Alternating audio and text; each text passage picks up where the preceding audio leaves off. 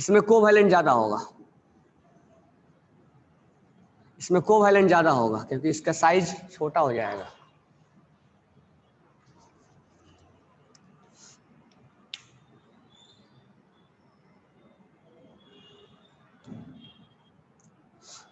ठीक है, तो इसमें हमें 51 में समझ में आ गया ना। 51 में जितना चार्ज पे ज्यादा चार्ज होगा, एटम पे ज्यादा चार्ज होगा, उतना ही वो छोटा होगा, उसमें कोवैलेंट ज्यादा होगा। इसलिए आयनिक ढूंढना है, आयनिक में लेस चार्ज ढूंढना है।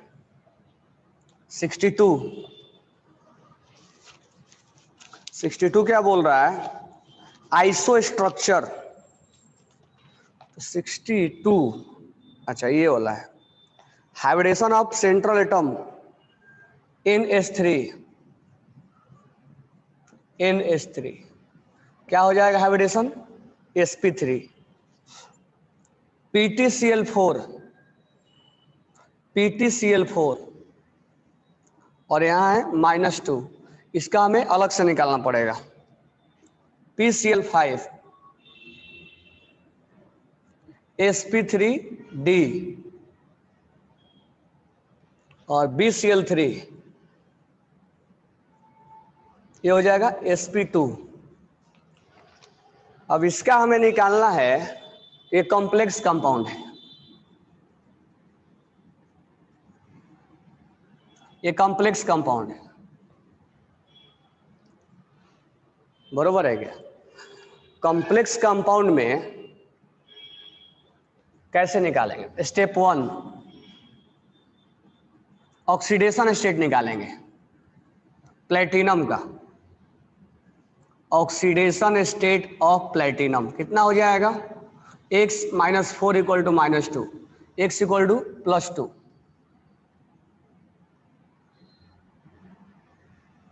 बराबर है क्या।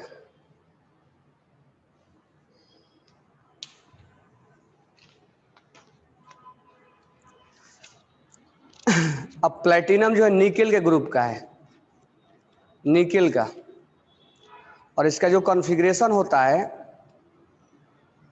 एक तो 4s0 होगा, इसका कॉन्फ़िगरेशन तुम लोग को बताया था, एक्सेप्शनल कॉन्फ़िगरेशन है। ये प्लेटिनम जो है स्टेप 2 में निकेल का नीचे प्लेटिनम रहता है, और प्लेटिनम में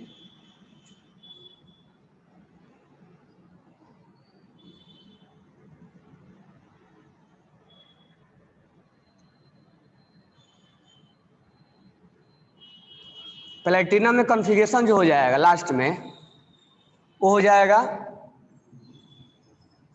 5s0 और 5s0 और 4d10 होता है इसका, ये एक्सेप्शनल कॉन्फ़िगरेशन होता है इसका। अब प्लेटिनम +2 का निकालेंगे, तो प्लेटिनम +2 का क्या होगा, 5s0 और 4d8 हो जाएगा प्लेटिनम +2 का। तो हमने स्टेप नंबर 1 में ऑक्सीडेशन स्टेट निकाला, क्योंकि कॉम्प्लेक्स का ऐसे निकाला जाता है, और स्टेप नंबर 2 में हमने कॉन्फ़िगरेशन निकाला। स्टेप नंबर 3 में यहां पर क्या है, 4d है और 8 है, 1 2 3 4 5 6 7 8।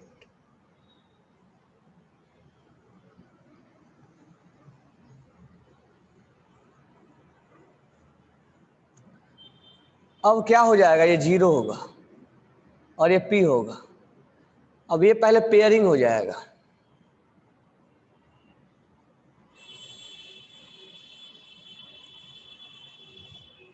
ये पहले क्या हो जाएगा, पेयरिंग हो जाएगा। सॉरी,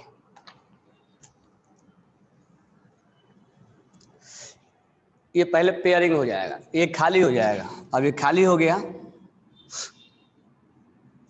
अब ये 4 क्लोरीन इसके साथ अपना लोन पेयर डोनेट करेगा। तो ये कोऑर्डिनेट बॉन्ड बना है, क्योंकि स्क्वायर ब्रैकेट के अंदर है ना, ये कोऑर्डिनेट बॉन्ड बना है। इसमें जो कॉन्फ़िगरेशन होगा वो DsP2 होगा, एक D, एक S और 2 P, इसका हो जाएगा DsP2। इसका कॉन्फ़िगरेशन या तो अभी याद रखो, नहीं तो ये 12th क्लास में हम सीखते हैं।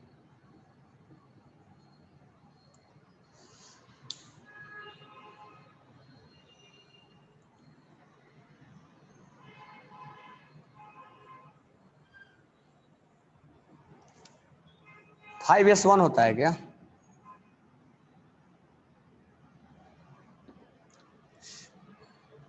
निकेल के नीचे प्लैटिनम PD, अच्छा PT है, नहीं पढ़ोगे तो पीटोगे। निकेल PD PT बरोबर है, 8 होगा। तो यहाँ 6S2 होगा और यहाँ पर 8 होगा, 6S2 होगा और 8 होगा, यहाँ 0 हो जाएगा, 8 रहेगा। 1 2 3 4 5 6 7 8।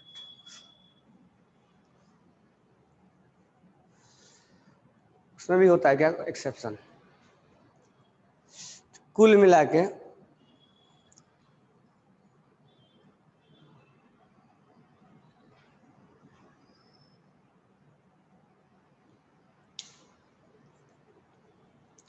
स्ट्रेट हाइड्रोकार्बन में पोलरिटी डिसाइड करना है, DsP2 याद रखना है।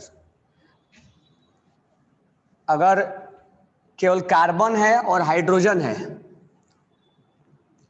और उसमें कहीं पर भी sp हाइब्रिडेशन नहीं है, तो उसका डाइपोल मोमेंट 0 होता है। जैसे बेंजीन, बेंजीन में कार्बन है और हाइड्रोजन है, तो उसका डाइपोल मोमेंट 0 होगा। 62 कैंसर हो जाएगा। सेकेंड sp3 पहला से ही पहचान में आ गया, NH3 का कभी DsP2 हो ही नहीं सकता है, ठीक है। तो नेक्स्ट है हमारा 50।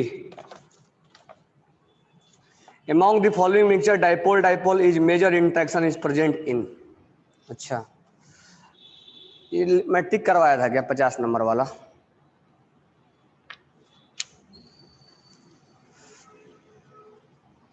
एसीटोन, नाइट्रोल और एसीटोन, ये 50 नंबर वाला टिक कराया, तो उसको अभी राउंड कर लेना, क्योंकि अभी पढ़ाया नहीं है, गलती से हो गया होगा।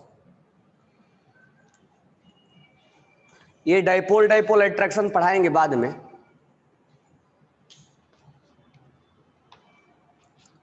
ठीक है। उसके बाद है 57 नंबर।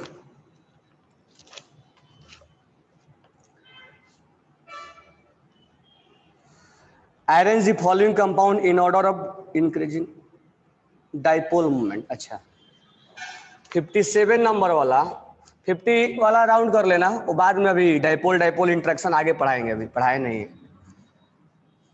57 वाला पहला है टॉलिन। टॉलिन का फॉर्मूला ये होता है, ये है टॉलिन। Ortho dichlorobenzene, Meta dichlorobenzene, ortho dichlorobenzene. Meta बोले तो एक क्लोरीन यहाँ और एक क्लोरीन मेटा पोजीशन पे। एम जो लिखा है, एम मतलब मेटा होता है, ओ फॉर ऑर्थो, यानी एक जो है वो क्लोरीन यहाँ रखना है और एक क्लोरीन यहाँ रखना है। This one is called ortho dichlorobenzene. और P for para, P for para, तो एक डाइक्लोरो मतलब 2 क्लोरीन और पोजीशन कहाँ होगा, पैरा, तो ये हो जाएगा ऑर्थो डाइक्लोरोबेंजीन, डाइक्लोरोबेंजीन। और ये हो जाएगा मेटा डाइक्लोरोबेंजीन, और ये हो जाएगा पैरा डाइक्लोरोबेंजीन, जिसका म्यू क्या होगा, 0। ये म्यू क्या होगा, नॉट इक्वल टू 0। इसका म्यू क्या होगा, नॉट इक्वल टू 0। अच्छा, इस दोनों में किसका ज्यादा होगा? ऑर्थो का ज्यादा होगा। क्यों? क्योंकि एंगल कम बना रहा है। अब पूछा क्या है क्वेश्चन में, ये एंगल ज्यादा है तो cos थीटा का वैल्यू बढ़ते ही म्यू घट जाता है, cos थीटा का वैल्यू बढ़ते ही म्यू का वैल्यू कम हो जाता है। तो क्वेश्चन में क्या पूछा है कि डाइपोल मोमेंट सबसे ज्यादा किस में होगा? तो सबसे ज्यादा तो मेटा पे होगा। तो यानी सेकेंड वाला ऑप्शन, यानी सेकेंड वाला ऑप्शन हमें केवल ऑप्शन मतलब सेकेंड वाला सबसे ज्यादा होगा। सेकेंड वाला बोले तो ये फर्स्ट है और ये सेकेंड वाला सबसे ज्यादा होगा। तो सेकेंड वाला सबसे ज्यादा लिखा हुआ है केवल थर्ड में, यानी ऑप्शन नंबर थर्ड में ज्यादा लिखा हुआ है। ठीक है, सेकेंड है, थर्ड है।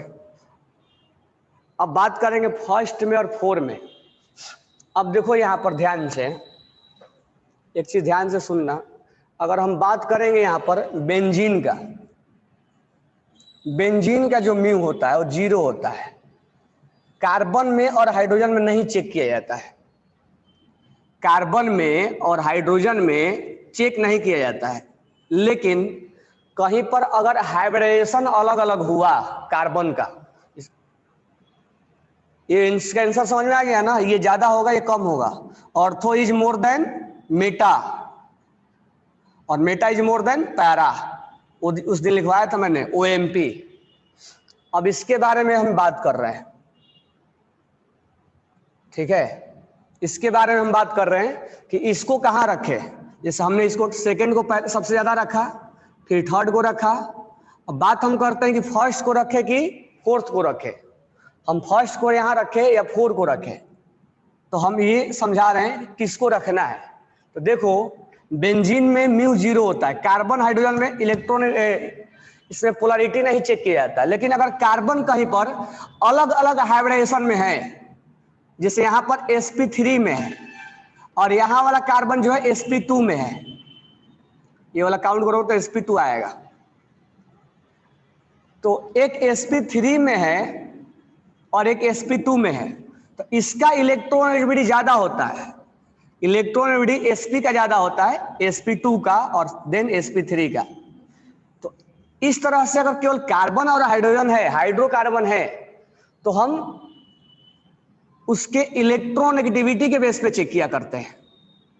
बेंजीन में सारे के सारे कार्बन sp2 हैं, इसीलिए इसमें चेक करने की तुम्हें कोई रिक्वायरमेंट नहीं है, सारे के सारे sp2 हैं,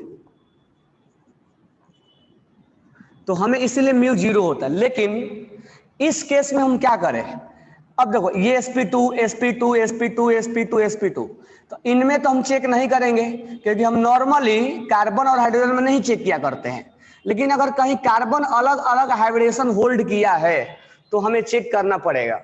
तो ये जितने भी कार्बन है वो सबके sp2 है, तो इसमें चेक नहीं करेंगे। लेकिन ये sp3 है और ये sp2 है, ठीक है, ये sp3 है और ये sp2 है, तो कहीं ना कहीं ये इलेक्ट्रॉन इसको देगा, इसका इलेक्ट्रॉनिटी ज्यादा है तो ये इलेक्ट्रॉन देगा। अच्छा, बाद में जब पढ़ोगे, जब ऑर्गेनिक समझ में आए, जब ऑर्गेनिक पढ़ोगे तो टॉलिन के बारे में बोला जाता है कि हाइपर कंजुगेशन करवाता है, और हाइपर कंजुगेशन करवाने के बाद ये इलेक्ट्रॉन्स ये प्लस एच का काम करता है, यानी ये इलेक्ट्रॉन्स रिंग को प्रोवाइड करता है, देता है। तो जब इलेक्ट्रॉन्स का शिफ्टिंग होगा देगा तो उसको प्लस एच का हाइपर कंजुगेशन का नाम दिया जाता है। तो in toluene hyperconjugation will be occurring, hyperconjugation, in toluene hyperconjugation will be occurring and due to that, अभी समझ में नहीं आएगा हाइपर कंजुगेशन क्या है ऑर्गेनिक में ये, लेकिन मैं बता दे रहा हूं कि टॉलिन के अंदर हाइपर कंजुगेशन की वजह से इलेक्ट्रॉन्स दिया जाता है और ये इलेक्ट्रॉन्स यहां और यहां निगेटिव क्रिएट कर देगा, ऑर्थो पे और पैरा पे निगेटिव क्रिएट कर देगा, ऑर्थो पे और पैरा पे नेगेटिव क्रिएट कर देगा। इसका मतलब कहीं ना कहीं इसमें इलेक्ट्रॉन्स का ट्रांसफर हो रहा है, that's why negative charge will create at ortho and para position. तो इसलिए इससे तो ज्यादा होगा, यानी हम थर्ड पोजीशन को यहां रखेंगे, सॉरी फर्स्ट को यहां रखेंगे, फोर्थ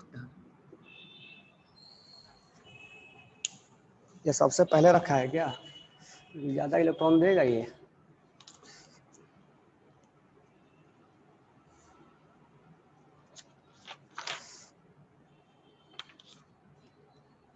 ज्यादा रखा है, सही बोल।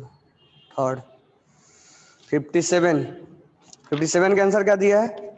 2। थर्ड वाला ज्यादा, थर्ड बोले तो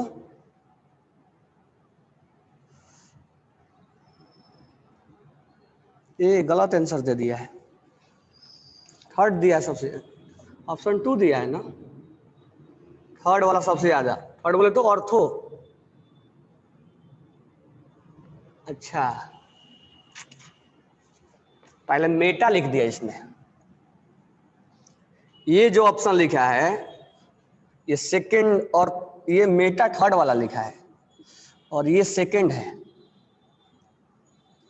पहले उसने मेटा लिखा है और देन ऑर्थो लिखा है। दिस वन इज ऑर्थो और दिस वन इज मेटा। तो मेटा का ऑर्थो का ज्यादा होगा, नहीं third number, third number then ortho का होगा, सॉरी ऑर्थो का हो गया, मेटा का होगा, मेटा का सेकेंड नंबर। उसके बाद हमें टॉलिन को रखना होगा फर्स्ट, और सबसे लास्ट में पैरा को रखना होगा, ये वाला। यानी थर्ड,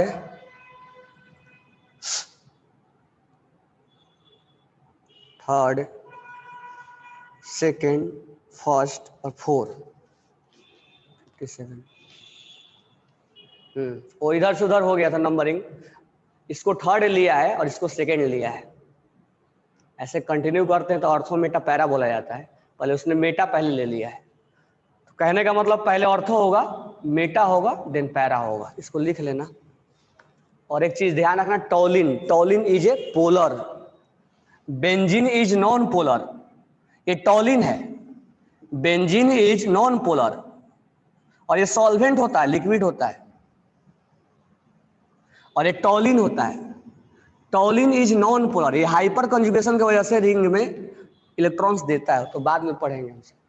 या मैं तुम्हें हाइब्रिडेशन के बेसिस से बता दिया कि इसका हाइब्रिडेशन कम है, इसका sp3 है और ये sp2 है, तो ये ज्यादा इधर खींचेगा, क्योंकि अगर इलेक्ट्रोनेगेटिव डिफरेंस आएगा, हाइब्रिडेशन में डिफरेंस आएगा, तो कार्बन कार्बन के बीच में अट्रैक्शन अलग अलग होगा।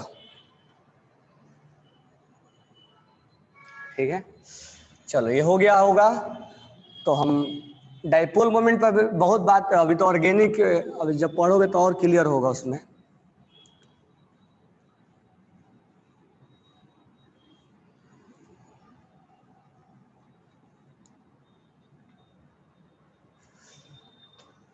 फिफ्टी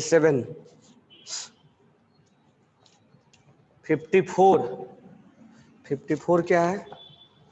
54 में पिरामिडल है, और ये क्या है? ये रिजोनेंस में। मैं 54 बहुत दिन पहले डिस्कस किया था इस बात को। इन CH3, CH3 और CH3, और यहाँ एक लोन पेयर है 1 2 3 4, sp3 है, 3 बॉन्ड है और एक लोन पेयर है। क्या होगा ज्योमेट्री? पिरामिडल। इसको ट्रायंगोनल पिरामिडल बोला जाता है, कहीं कहीं पिरामिडल भी लिख देता है तो चलता है।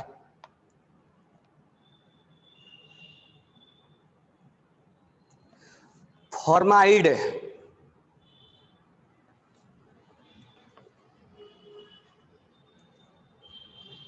अब नेक्स्ट एग्जांपल में देखना, ये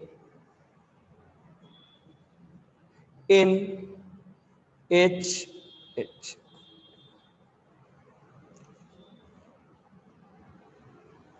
यहां पर ये नाइट्रोजन में एक लोन पेयर है और ये लोन पेयर रिजोनेंस में है। तो रिजोनेंस में जब लोन पेयर रहता है ना, तो उस समय उसको काउंट नहीं किया जाता है। ये कुछ आफ्टर रिजोनेंस ये बॉन्ड बनाएगा, 2 RS होगा इसका।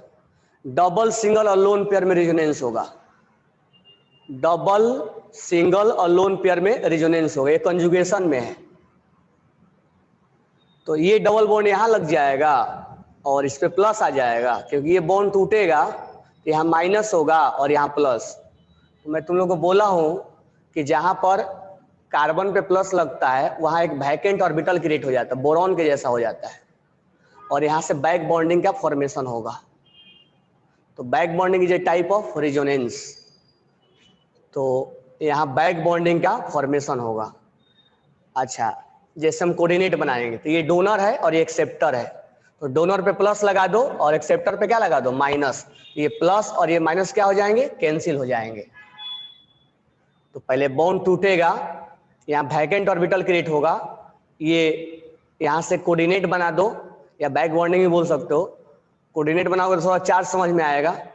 ये इसको लोन पे डोनेट करेगा, डोनर पे माइनस, तो माइनस और प्लस क्या हो जाएगा, कैंसिल, और एक्सेप्टर पे प्लस और माइनस कैंसिल हो जाएगा, डोनर पे लग जाएगा प्लस। और ऐसे भी मैं बोला हूं कि डोनर पे जब लोन पे डोनेट करेगा तो प्लस लगा देने का। अब इस केस में हाइब्रिडेशन निकालो, 1 2 3 sp2। तो हमें रिजोनेंस करवाने के बाद या ये समझना है कि अगर लोन पेयर रिजोनेंस में है तो उसको काउंट नहीं ही करो, और नहीं तो काउंट करना है तो आफ्टर रिजोनेंस करवाने के बाद काउंट करो। ठीक है, तो इस केस में sp3 हो जाएगा और उस केस में sp2 हो जाएगा। और एक केस और मैं आप लोगों को बताया हूं, यहाँ पर n ये भी पूछा जाता है, SiS3, यहां भी लोन पेयर है और ये लोन पेयर कहाँ जाएगा, बैक बॉन्डिंग में जाता है, तो यहां भी sp2 ही हो जाता है। यानी if lone pair will take participate in resonance then we cannot count as a steric number. If lone pair will take participate in back bonding is a type of resonance. If lone pair will take participate in back bonding then we cannot count lone pair as a steric number. If lone pair will not take participate normally ऐसे तो then we count. एक चीज विशेष ध्यान रखना, दोनों में लिख भी लेना, if lone pair will not take participate in if lone pair will take participate in resonance and back bonding then we cannot count as a steric number, then we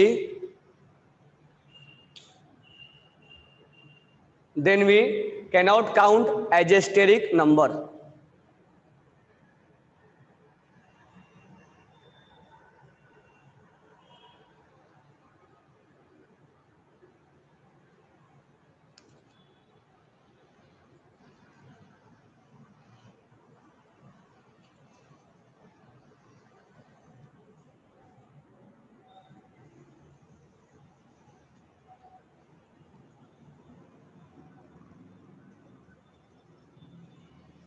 इसका स्टेरिक नंबर ऐसा ही रहेगा, steric number इसका change नहीं होगा।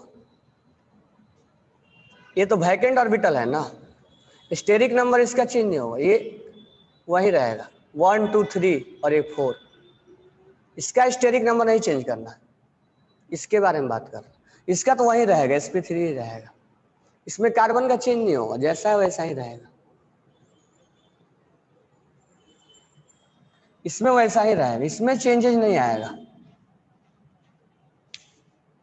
और ऐसे भी तुम देखोगे, दूसरे ढंग से अगर सोचोगे तो कैसे सोच सकते हो कि सर सिलिकॉन का क्या होगा, तो एक बैक बॉन्डिंग बन रहा है, तो back bonding is a type of pi bond.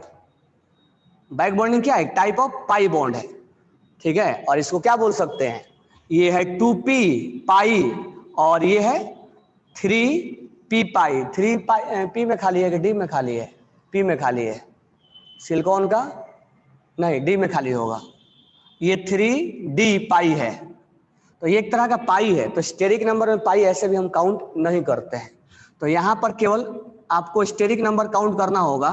तो ये बैक बॉन्डिंग को आप काउंट नहीं करोगे, क्यों, क्योंकि डबल बॉन्ड को, ये पार्शियल डबल बॉन्ड का कैरेक्टर आ गया ना। तो सिलिकॉन के लिए जब काउंट करोगे तो सिलिकॉन के लिए 1 2 3 और 4 यही 4 काउंट करोगे।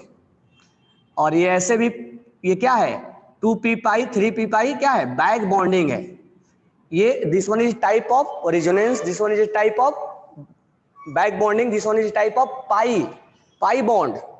That's why we can not count, हम स्टेरिक नंबर में पाई ऐसे भी काउंट नहीं करते हैं। तो हमारा स्टेरिक नंबर 1 2 3 4 पहले जैसा ही रहेगा, sp3।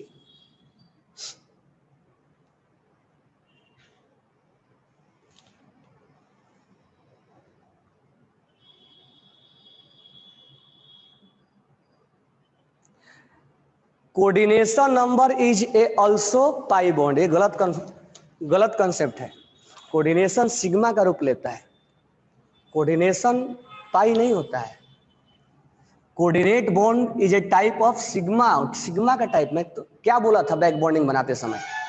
बैक बॉन्डिंग बनाते समय क्या मैंने बोला था? कंडीशन क्या, दोनों में डिफरेंस क्या समझाया था? बैक बॉन्डिंग बिना सिग्मा बने नहीं बन सकता है, यानी बैक बॉन्डिंग कभी भी अकेला नहीं बन सकता जब तक सिग्मा नहीं बनेगा, जबकि कोऑर्डिनेट ऐसे ही बनता है, नॉर्मल बन जाता है। हम अगर बात करें अमोनिया में और हम बात करें BF3 में, तो यहां से एक बैक बॉन्डिंग बना, सॉरी कोऑर्डिनेट बॉन्ड बना, तो this one is a type of sigma bond, this one is a type of sigma bond. और डोनर पे क्या लगा दो? डोनर पे लगा दो माइनस, डोनर पे प्लस और एक्सेप्टर पे minus. This one is a type of coordinate. तो कोऑर्डिनेट एक टाइप में जब हम फॉर्मल चार्ज में बदलते हैं तो उसको सिग्मा में के रूप में ले लेता हो, इसीलिए तो हम कोऑर्डिनेट को काउंट करते हैं, क्योंकि वो जब हम फॉर्मल चार्ज में बदलते हैं तो सिग्मा का रूप ले लेता है वो। जबकि बैक बॉन्डिंग में बिना सिग्मा बने वो नहीं बन सकता। समझ में Ankush Lad? Sir coordinate bond is a also pi bond, नहीं, coordinate is a sigma bond, क्योंकि उसको हम फॉर्मल चार्ज में ऐसे लिखते हैं और सिग्मा का रूप ले लेता है। जबकि पाई बॉन्ड इज, जब पाई बॉन्ड जो है, सॉरी बैक बॉन्डिंग जो है वो पाई का रूप लेता है, क्योंकि बिना सिग्मा बने बैक बॉन्डिंग फॉर्म होता ही नहीं है, कहीं भी नहीं होगा बिना सिग्मा बने, क्योंकि pi bond is A type of, back bonding is a type of pi bond,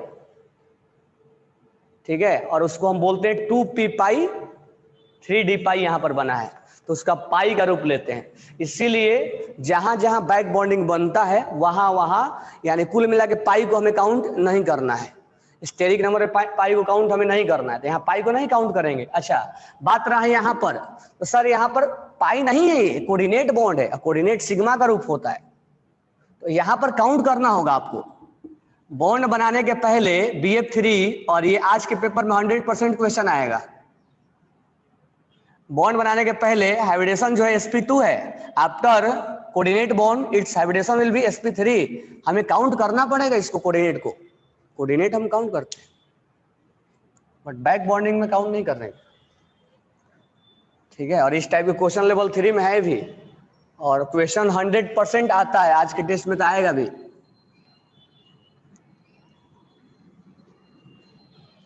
चलो नेक्स्ट देखते हैं 54, उसके बाद है 55। 54 क्लियर हो गया ना? 55 क्या है? HCHO, ये तो फॉर्मल्डिहाइड है, ये HC डबल बॉन्ड O, ये एल्डिहाइड है, इसको फॉर्मल्डिहाइड बोलते हैं, ठीक है। ये एल्डिहाइड ग्रुप है, ये ऑर्गेनिक है, तो कार्बन का पूछा है ना, तो कार्बन का क्या हो जाएगा? 1 2 3 sp2, 1 2 3, बॉन्ड एंगल HCH, तो ये 120 डिग्री होगा, एक्चुअल में ऐसे बनेगा ये C, क्योंकि sp2 है ना, C और ये एक्चुअल में ऐसे बनता है, क्योंकि sp2 है तो ट्रायगोनल प्लेनर बनाना पड़ेगा ना, ट्रायगोनल प्लेनर। ये नहीं कि सर 180 डिग्री दिख रहा है, दिखने से नहीं होता है, एक्चुअल में 120 है।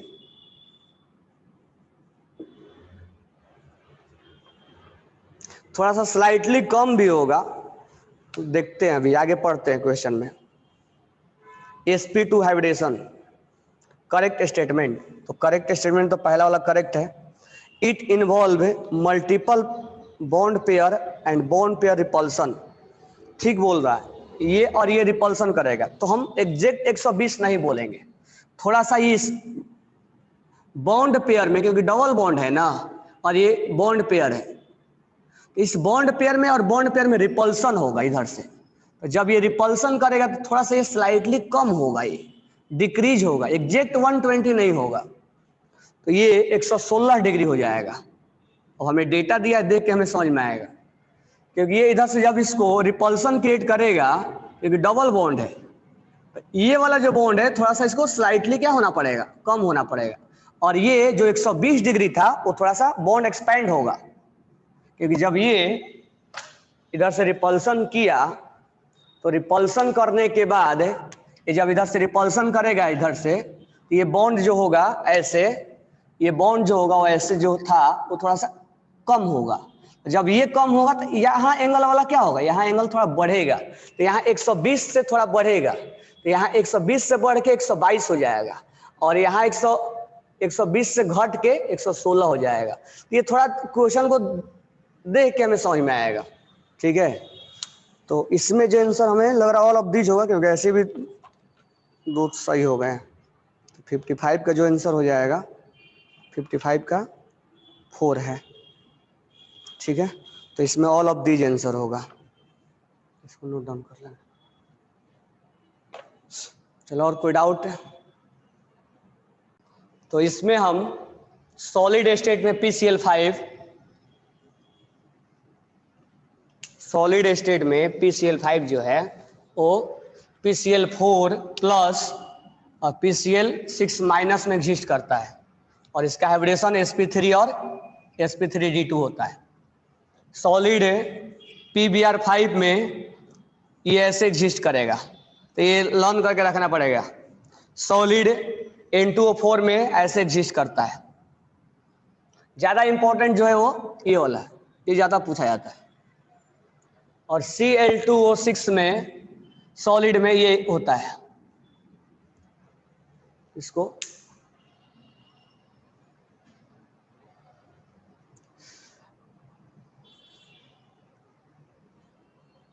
AlCl3 सॉलिड में नहीं, वेपर में डाइमर बनाते हैं। यही IIT-JEE में क्वेश्चन पूछा था कि AlCl3 किस फेज में डाइमर बनाता, तो वेपर फेज में डाइमर बनाता है, ठीक है।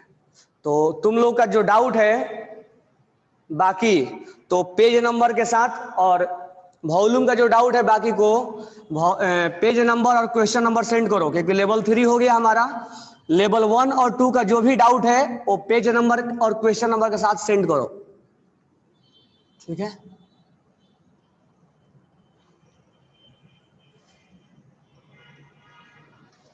AlCl3 का मैं बताऊंगा, ठीक है। हमें इस क्वेश्चन में बेंजीन में कितने हाइब्रिड ऑर्बिटल है और कितने हाइब्रिड नहीं है वो निकालना, मतलब जो हाइब्रिड नहीं बना हुआ है। अच्छा ध्यान से सुनना, इस कार्बन का हाइब्रिडेशन क्या है, sp2, यानी इस कार्बन में जो 4 इलेक्ट्रॉन होगा उसका एक S और एक P और एक P आपस में क्या हो गए होंगे, मिक्स हो गए होंगे। इस कार्बन का हाइब्रिडेशन कितना है, sp2, इसका sp2, इसका sp2, इसका sp2, इसका sp2, यानी जितने भी कार्बन हैं उनके एक S और 2 P आपस में मिक्स हुए होंगे। इसका मिक्स हुआ होगा अपने में, इसका अपने आप में मिक्स हुआ होगा। तो कुल कितना मिक्स हो गया, 3 6 इंटू 3 18 मिक्स हुआ। 18 ऑर्बिटल्स टोटल मिक्स हुए होंगे, टोटल 18 ऑर्बिटल मिक्स हुआ होगा। इसका 3 3 सहा 9 12 15 और 3 18 ऑर्बिटल्स क्या हुए होंगे, मिक्स हुए होंगे, ठीक है। अब कितना मिक्स नहीं हुआ होगा वो देखो, तो ये पाई बॉन्ड बना रहा है, तो ये वाला इलेक्ट्रॉन और ये मिक्स नहीं हुआ होगा, ये और ये मिक्स नहीं हुआ होगा, क्योंकि pi bond will not take participate in hybridisation. ये इलेक्ट्रॉन जो है ओवरलैपिंग हुआ, वो मिक्स नहीं हुआ होगा। एस वाला तो बाद में ओवरलैपिंग किया होगा ना, मिक्स थोड़े ना हुआ होगा, ये बाद में ओवरलैपिंग किया होगा। तो ये ओवरलैपिंग, तो इसको भी काउंट करना पड़ेगा। तो जितने भी डॉट दिख रहे हैं 1 2 3 4 5 6 7 8 9 10 11 12, यानी 12 ऐसे इलेक्ट्रॉन है और एक एक बॉक्स में होंगे, यानी 12 बॉक्स होगा। 12 बॉक्स बोले तो 12 ऑर्बिटल होगा, यानी 12 इलेक्ट्रॉन ऐसे हैं जो 12 बॉक्स में रहते होंगे। और ये क्या है, अनहाइब्रिडाइज है, अनहाइब्रिडाइज्ड है, जिसको हम बोलते हैं प्योर ऑर्बिटल, प्योर ऑर्बिटल। और यहाँ क्या है, प्योर है, इम्प्योर है, क्योंकि ये मिक्स हो गया है ना। अब क्वेश्चन क्या बोल रहा है कि रेशियो ऑफ किसका किसका पूछा, हाइब्रिड का, तो 18:12 कितना आ गया, 18:12 कितना आ गया, 3:2, 3:2 आ रहा है आंसर।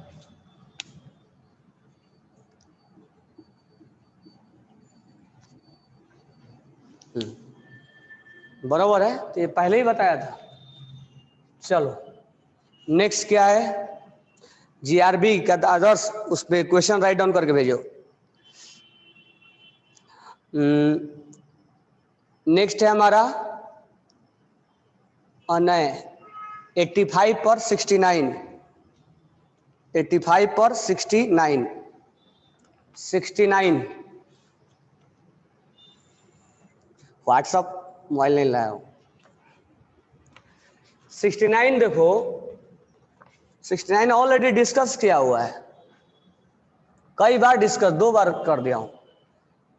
किसमें बोल रहा है, डाइक्रोमेट आयंस, K2Cr2O7 को पोटेशियम डाइक्रोमेट बोला जाता है।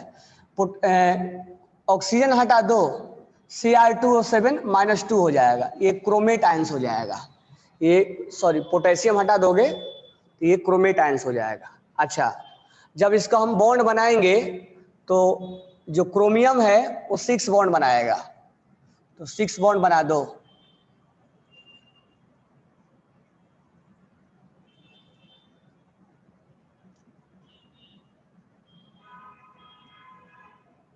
अब देखो यहां रिजोनेंस हो रहा है, किसमें, double single negative, double single negative, इनमें रिजोनेंस हो रहा है, ये नहीं है रिजोनेंस में। ये और ये आपस में इक्वल होंगे, बॉन्ड लेंथ इक्वल होगा। और यहां रिजोनेंस हो रहा है double single negative, double single negative, यानी ये आपस में इक्वल होगा। और ये और इसमें फर्क क्या, एक ही जैसा है ना। यानी क्रोमियम का ये जो 6, क्रोमियम का ये जो बॉन्ड लेंथ है, ये वाला, ये वाला और ये वाला, ये इक्वल है। और इधर वाला, ये वाला, ये वाला और ये वाला इक्वल है, क्योंकि रिजोनेंस हो रहा है। अच्छा, इसमें और इसमें तो कोई डिफरेंस है नहीं, 1 2 3 4 5 6, यानी 6 क्रोमियम और ऑक्सीजन का जो बॉन्ड है वो क्या है, इक्विवेलेंट है, बराबर है।